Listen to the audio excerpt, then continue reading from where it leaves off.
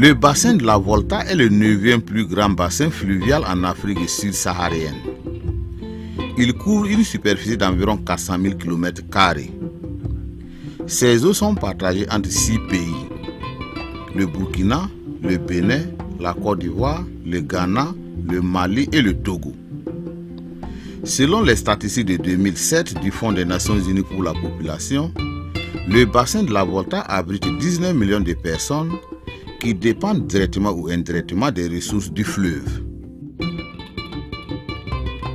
Il ne fait donc pas de doute que le bassin de la Volta constitue un atout important de développement pour les pays concernés.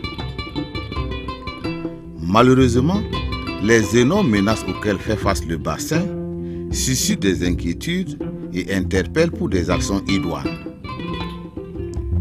En effet, la pénurie de l'eau, la dégradation des sols et des terres, menant à l'ensemblement des canaux du fleuve, sont autant de défis de développement à relever. Des défis qui ne peuvent être relevés qu'à travers des outils institutionnels légaux de coordination et de gestion de l'eau et autres ressources naturelles du bassin.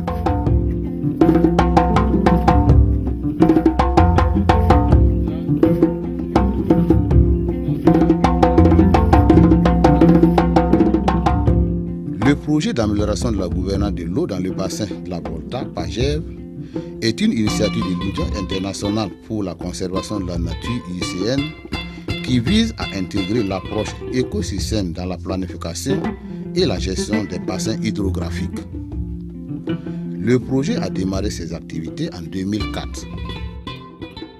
Au départ de l'initiative, le constat que l'UICN a fait, c'est que contrairement à d'autres grands bassins fluviaux comme le Nil, pour lequel vous avez des instances de concertation entre les pays du bassin, la Volta ne disposait pas de cet outil.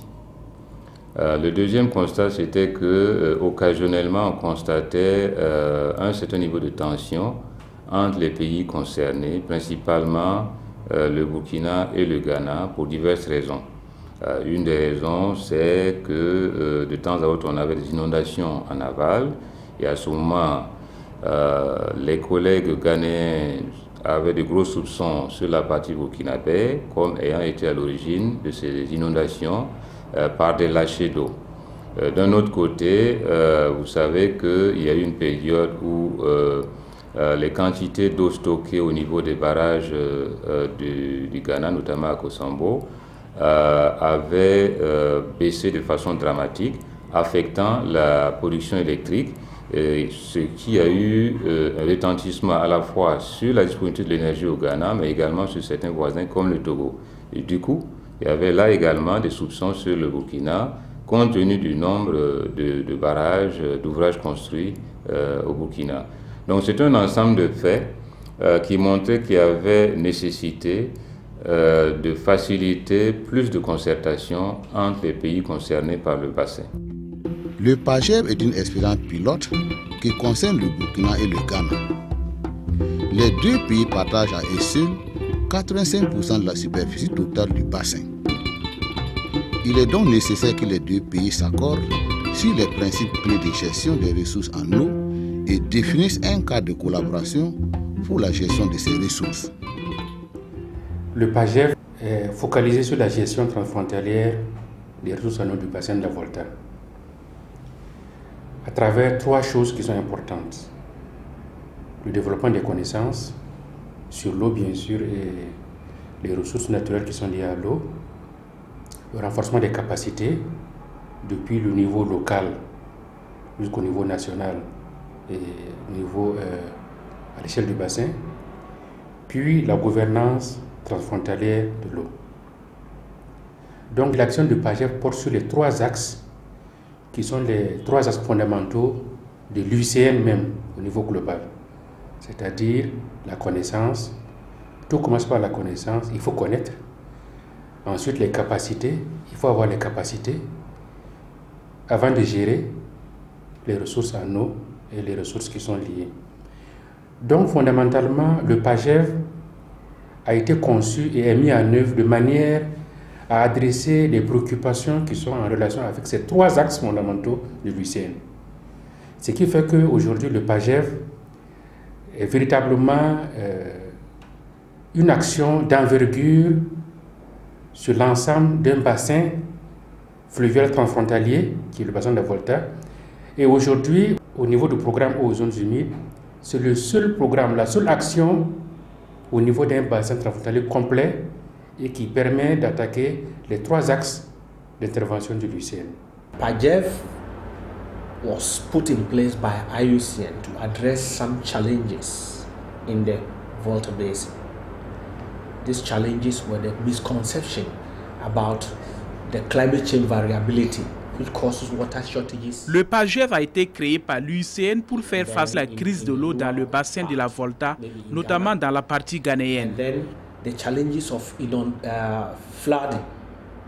Il y a aussi des défis tels que les inondations, comme ce fut le cas au Burkina Faso. The problems of environmental degradation. Le projet PAGEV travaille en collaboration avec des structures telles que le Partenariat mondial de l'eau, l'initiative eau et d'autres partenaires. Il s'agit de la DGRE, la Direction générale des ressources en eau au Burkina Faso, et la Commission des ressources en eau au Ghana. DGRE, that is the Direction General for Water Resources in Burkina Faso, and then the Water Resources Commission of Ghana. These are the principal national partners. And then at the community level, we have the community. Dans le domaine communautaire, nous avons des structures associatives qui collaborent avec le projet. Sur le plan institutionnel, le PAGEV s'exécute avec l'appui des structures en charge de l'eau et de l'agriculture au niveau de chaque pays. Au Ghana, nous avons la Commission des ressources en eau et au Burkina, la Direction générale des ressources en eau. Chacune des structures apporte son expertise en fonction du contexte et des réalités du pays. Water Resources Commission, that's the White Volta Basin. La Commission des ressources en eau du bassin de la Volta coordonne de façon générale les activités entre les institutions techniques et entre le PAGEV et les institutions techniques. Voici le rôle joué en termes de coordination. Cela passe d'abord par nous et nous sommes chargés d'acheminer vers les autres institutions pour exécuter ces programmes.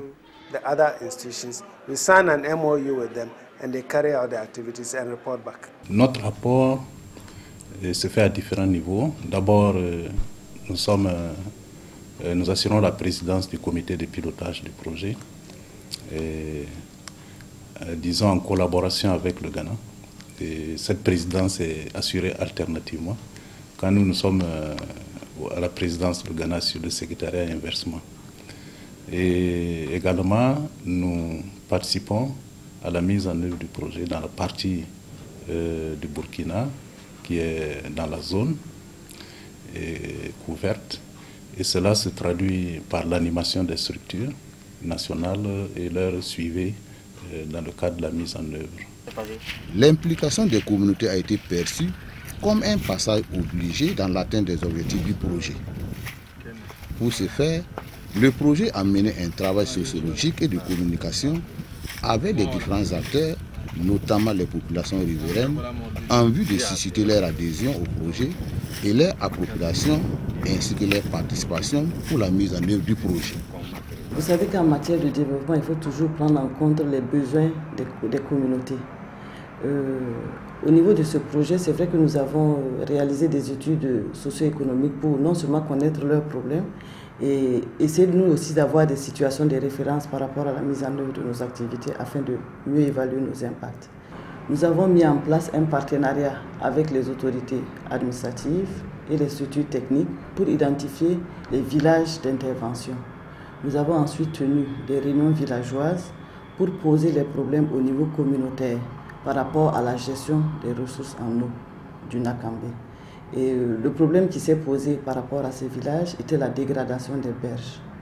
Nous avons alors organisé des forums pour pouvoir permettre à ces communautés de poser les problèmes, de proposer des solutions et de planifier la mise en œuvre de ces activités. Nous avons, et plus concrètement sur le terrain, une communication ou des activités de sensibilisation auprès des communautés. Et nous avons mis en place donc des outils de sensibilisation, des outils de formation qui sont, vous avez les affiches, les caricatures et bien sûr les séances de sensibilisation et autres séances de formation. Ces activités permettent à toutes les populations auxquelles nous nous adressons de voir des choses concrètes sur le terrain en matière de conservation, permettent de convaincre les différentes communautés, bien sûr par la théorie, mais aussi par la pratique, de la nécessité de préserver les ressources naturelles qui sont à leur disposition et principalement la ressource eau. Au début, les gens étaient réticents, mais aujourd'hui, tout le monde a compris. Grâce au projet, nous profitons des fruits comme les mangues. Les femmes ne souffrent plus pour avoir du bois de chauffe. Tout le monde est content.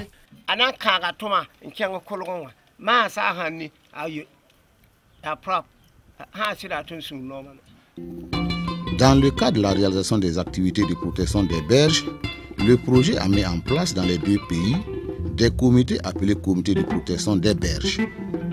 Nous sommes ici à Mounori, Ghana et Burkina. Ici, la protection des berges a consisté à la plantation de 3 espèces d'arbres en bande. La bande fixatrice, la bande des arbres de bois de chauffe et la bande des arbres fruitiers. So concretely, the project, through the Environment and Forestry Services of the states, supported communities. De façon concrète, le projet, à travers les spécialistes de l'environnement de l'État, forme les communautés sur comment planter et entretenir les plants le long des berges pour réduire le débordement et les activités des eaux.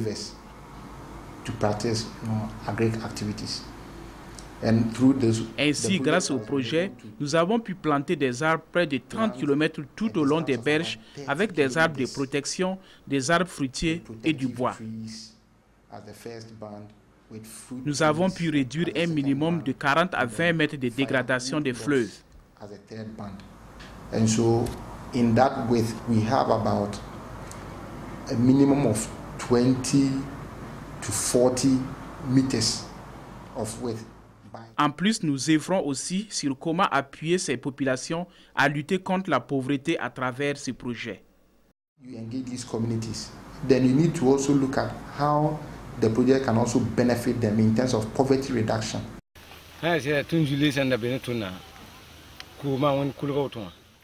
Avant, nous rencontrions beaucoup de difficultés.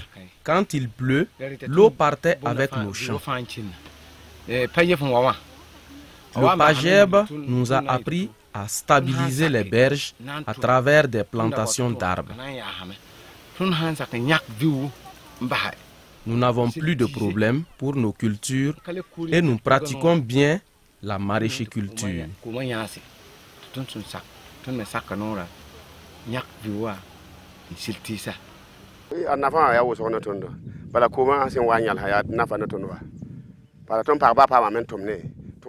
Il y a beaucoup d'avantages. L'eau qui reste nous permet de mener nos cultures de contre-saison. Beaucoup de familles s'adonnent à cette activité grâce au PAGEV.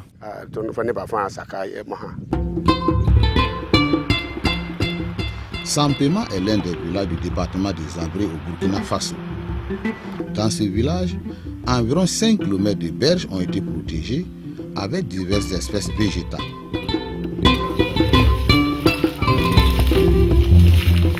Le PAGEF est venu nous a réveillés. Bon, pourquoi bon, je dis ça bon, quand nous on dormait, l'eau là ça gâte la terre. Nous on ne savait pas. C'est le PAGEF qui est venu nous a réveillés. Il dit bon, si nous on a planté les arbres ici, derrière là, bon, on prend le mangué, et puis derrière le mangué maintenant, on prend le cassia là-bas. Si on a planté le cassia, si l'eau vient maintenant, il ne peut pas pouvoir gâter la place. Nous aussi, le mangué, bon, ça va nous a donné aussi le bénéfice. Nous, on peut venir l'entrer ici à recorder le mangué, mais on ne peut pas l'entrer travailler avec la maïs, ni sorgho.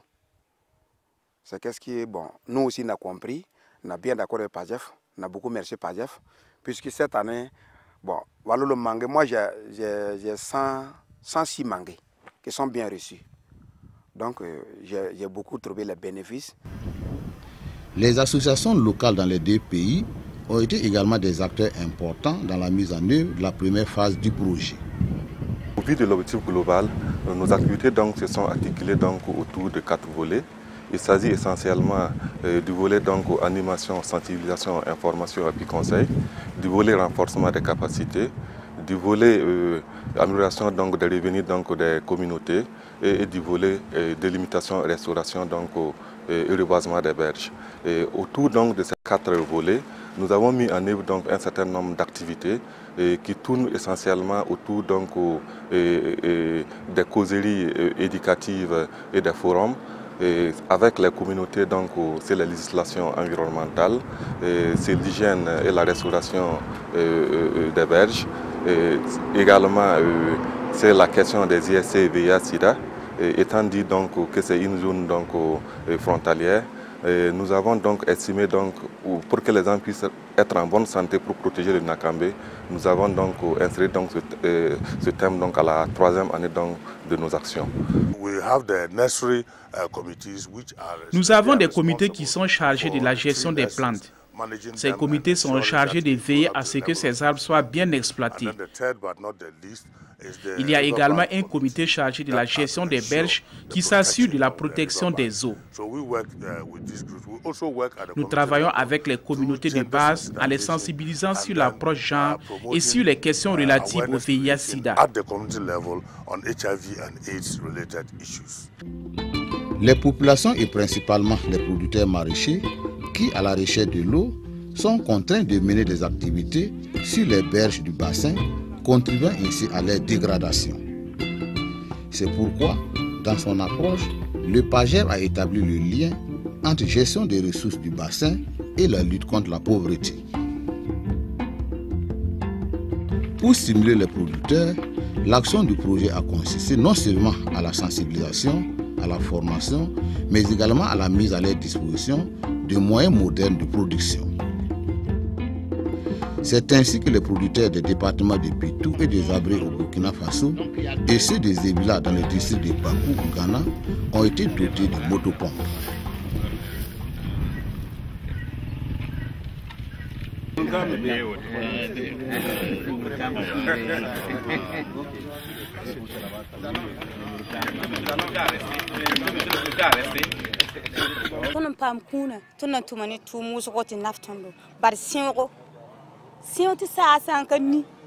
Avec ce don, nous allons bien pratiquer la culture de contre-saison qui permet de lutter contre la pauvreté. Ce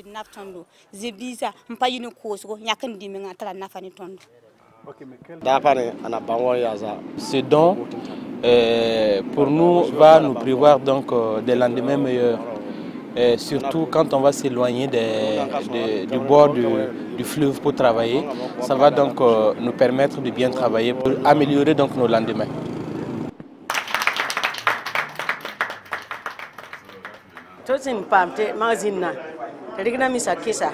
Avec ces motopompes, nous allons intensifier nos activités de maraîchiculture pour l'amélioration des conditions de vie de nos familles.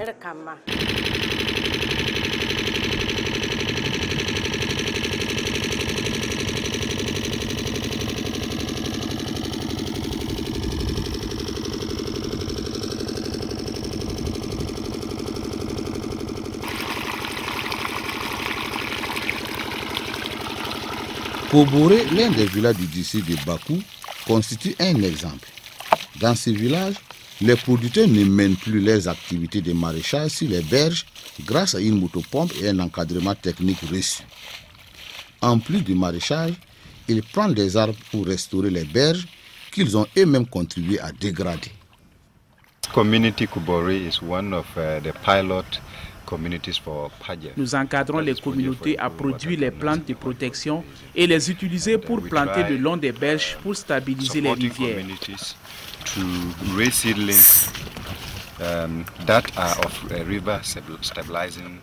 En même temps, nous soutenons les producteurs en termes de semences, de machines à pompe. At the same time, we support the farmers with Présentement, nous sommes avec un producteur qui a pu bénéficier de notre soutien. Le projet PAGEV est actuellement à sa deuxième phase et les actifs de la première phase ont convaincu plus d'un à divers égards. Sur le plan politique, le projet a fortement contribué au rapprochement et au renforcement de la communication entre les deux administrations frontalières. Toute chose qui permet une cohabitation pacifique entre les populations. Je suis très content du fait que les deux pays collaborent pour rationaliser l'utilisation des ressources en eau disponibles pour les deux parties, surtout que l'exploitation vise à réduire la pauvreté.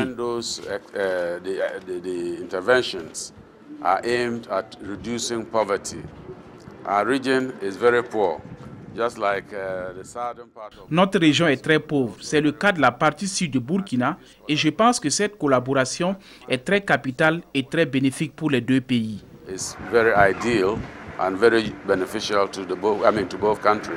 pense que c'est une opportunité pour moi en tant que gouverneur de la région du Centre-Est de louer ce projet PAGEV qui est une innovation en la matière parce que c'est une gestion transfrontalière que cela permet donc aux populations au niveau des deux États de mettre en synergie leurs efforts pour une gestion rationnelle de cette ressource rare qu'est l'eau.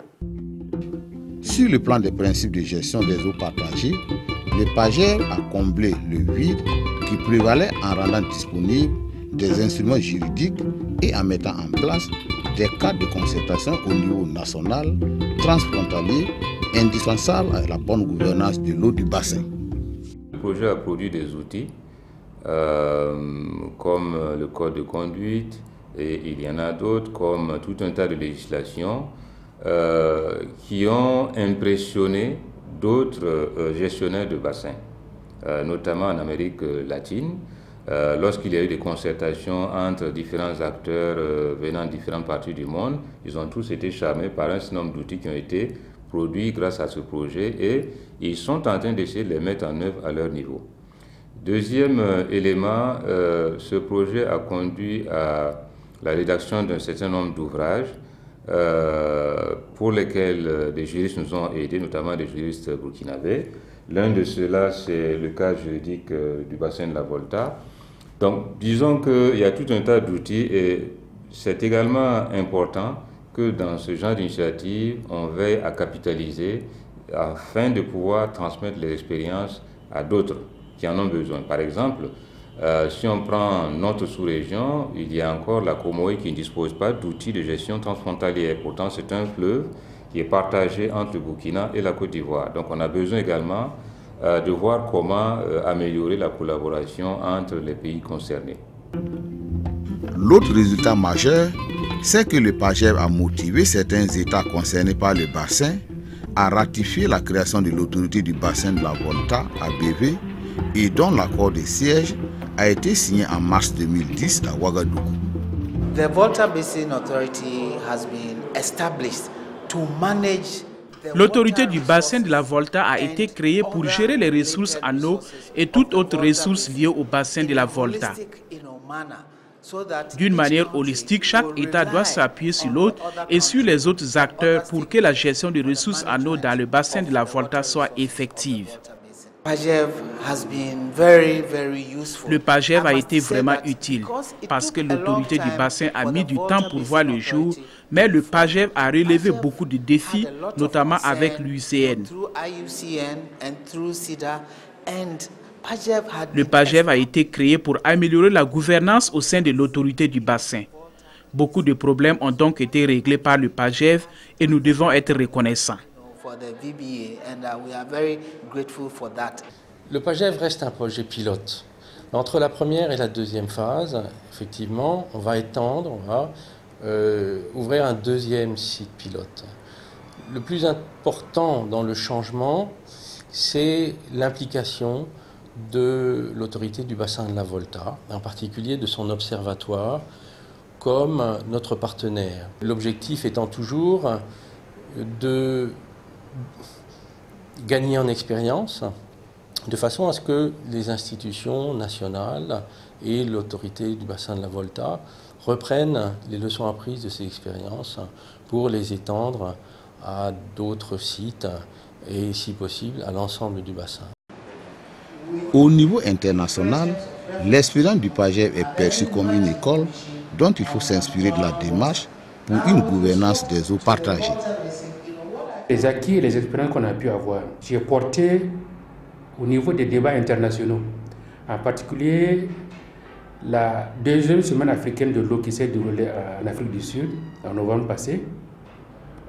Les expériences du PAGEV ont été portées à la connaissance du grand public et je peux vous dire que ça fait tache d'huile. Plusieurs bassins internationaux dans le monde sont intéressés de savoir en réalité comment les pays se sont organisés pour pouvoir réussir ces succès. Et à côté, en Afrique, le bassin du Nil est intéressé de pouvoir bénéficier de l'expérience de PAGEV pour assurer la participation des acteurs non étatiques au développement du bassin du Nil, en Afrique de l'Est, en Afrique centrale et en Afrique du Nord.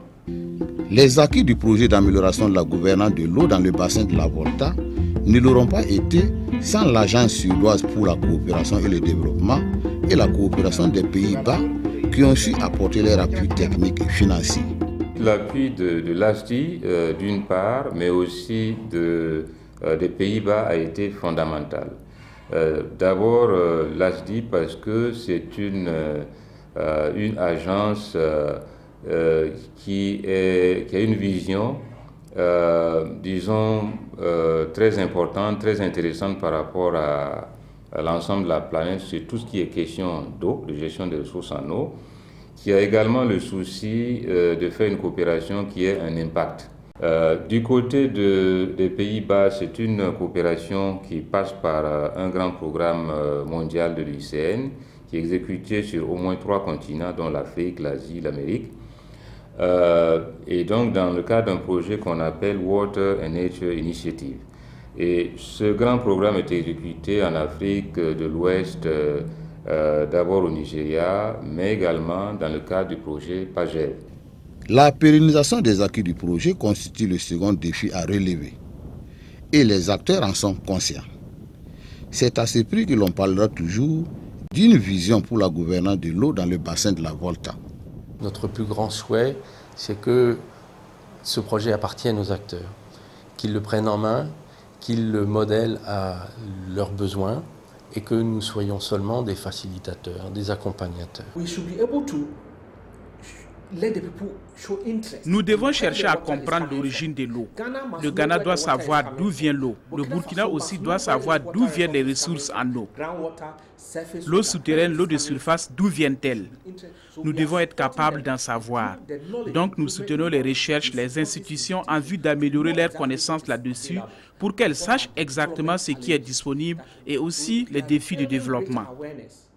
Nous sommes en train de les conscientiser sur la nécessité de maîtriser l'utilisation des terres au bord des berges pour garantir la qualité et la quantité de l'eau. Il s'agit de mettre en place une institution pour veiller à ces problèmes.